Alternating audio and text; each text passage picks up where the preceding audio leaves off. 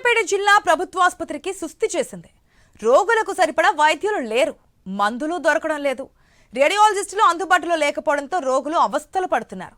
Scanning సెంటర్ల వద్ద పడిగాపులు కాస్తున్నారు.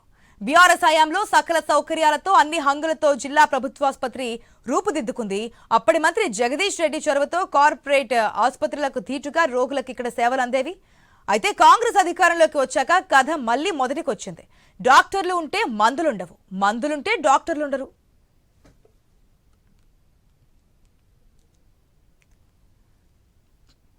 ల్యాబ్ టెక్నీషియన్స్ కొరత కారణంగా రిపోర్ట్స్ 2-3 రోజులకు వస్తుందని బాధితులు ఆవేదన వ్యక్తం చేస్తున్నారు. ఇదేంటని అడిగితే ప్రైవేట్ ఆసుపత్రికి వెళ్లమని సిబ్బంది చెబుతున్నారని వాపోతున్నారు.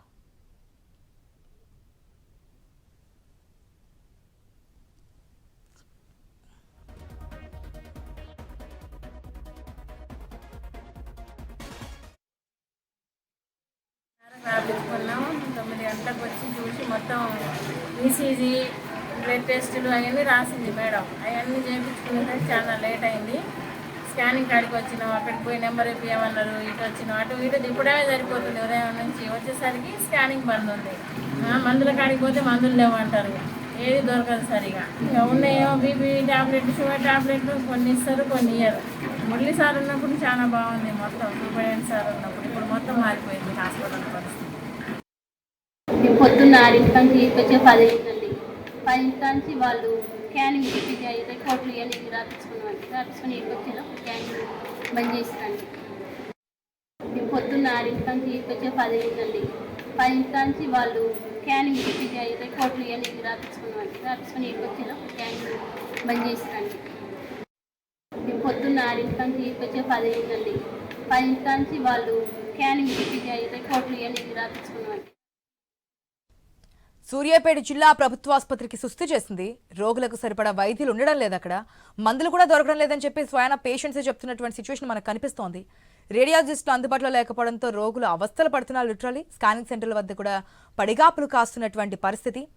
అయితే రోగులు చెప్తున్నది ఒకటే, గతంలో బాగుండేది. అంటే బీఆర్ఎస్ హయాంలో సకల సౌకర్యాలతో అన్ని హంగులతో కూడా ఈ జిల్లా ఆసుపత్రి ఉండేది. అప్పటి మంత్రి జగదీష్ రెడ్డి చొరవతో కార్పొరేట్ ఆసుపత్రులకి ధీటుగా కూడా గవర్నమెంట్ హాస్పిటల్ ఉండేది. రోగులకు ఆ విధంగా సేవలు అందించేవారు. అయితే ఈ గవర్నమెంట్ వచ్చిన తర్వాత పూర్తిగా మసకబారిపోయింది. అసలు డాక్టర్స్ ఉండట్లేదు, అదేవిధంగా మందులు ఉండట్లేదు, టెక్నీషియన్స్ ఉండట్లేదు, ఎవరూ ఉండట్లేదు. అక్కడ మేము రోజుల తరబడి ఇక్కడే పడిగాపులు కాయాల్సి వస్తుందంటూ కూడా ఆవేదన వ్యక్తం చేస్తున్నారు.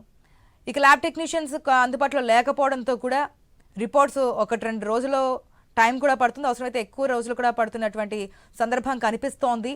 ఒకవేళ అడిగినా సరే ప్రైవేట్ హాస్పిటల్లో చూపించుకోండి అని చెప్పి డైరెక్ట్గా చెప్తున్నారు అక్కడ ఉన్నటువంటి స్టాఫ్ అంటూ రోగులు ఆవేదన వ్యక్తం చేస్తున్నటువంటి సిచ్యువేషన్. పూర్తి అప్డేట్స్ మా ప్రతినిధి కిరణ్ ద్వారా తెలుసుకుందాం.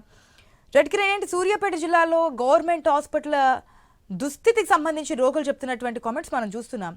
ట్రీట్మెంట్ ఈ విధంగానే ఉంటుంది, మేము హాస్పిటల్లో అందుబాటులో ఉండము, మందులు ఉండవు, టెక్నీషియన్స్ ఉండరు, మీకు ఒకవేళ ఎమర్జెన్సీ అనుకుంటే కనుక ప్రైవేట్ హాస్పిటల్కే వెళ్ళండి అని చెప్పి డైరెక్ట్గా చెప్తున్నారు అక్కడ ఉన్నటువంటి స్టాఫ్ అంటూ రోగులు ఆవేదన వ్యక్తం చేస్తున్నట్టు సిచ్యువేషన్ కనిపించింది. గతంలో బాగుండేది, ఇప్పుడు అధ్వానంగా తయారైంది అనేది.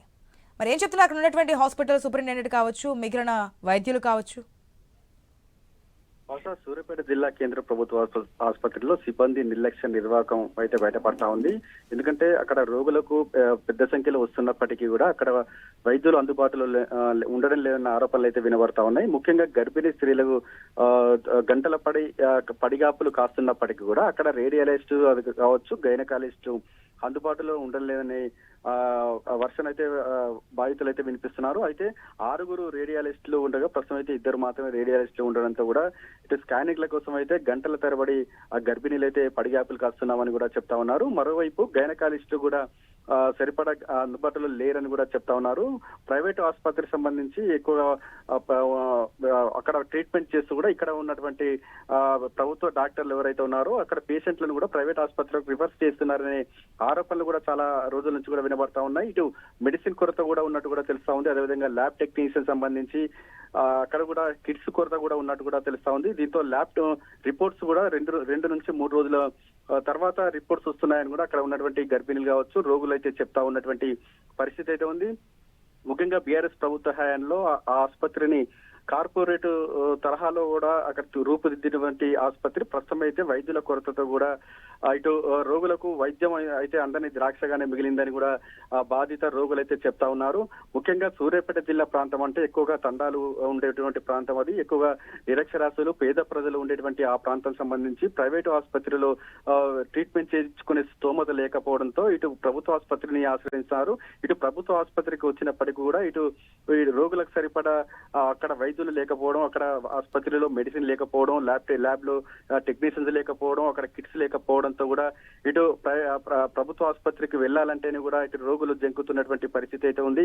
ఇక వీరి పరిస్థితి ఇలా ఉంటే ఎమర్జెన్సీ ఎవరైతే పేషెంట్ ఉన్నారో దేవుడి పైన భారం వేస్తున్నటువంటి పరిస్థితి అయితే ఉంది. ఎందుకంటే సీరియస్ కండిషన్ లో ఉన్నటువంటి పేషెంట్ కు మాత్రం అక్కడ ట్రీట్మెంట్ కూడా అందడం లేదని ఆరోపణలు అయితే వినబడతా ఉన్నాయి. ఇంత జరుగుతున్నా కూడా ఈ కాంగ్రెస్ ప్రభుత్వంలో ఇటు ఆసుపత్రికి సంబంధించి ఇటు వైద్యుల కొరత లేదనేటువంటి ఆరోపణలు అయితే అక్కడ ఆసుపత్రిలో బాధితులు అయితే వరుసనైతే వినిపిస్తా ఉండవు.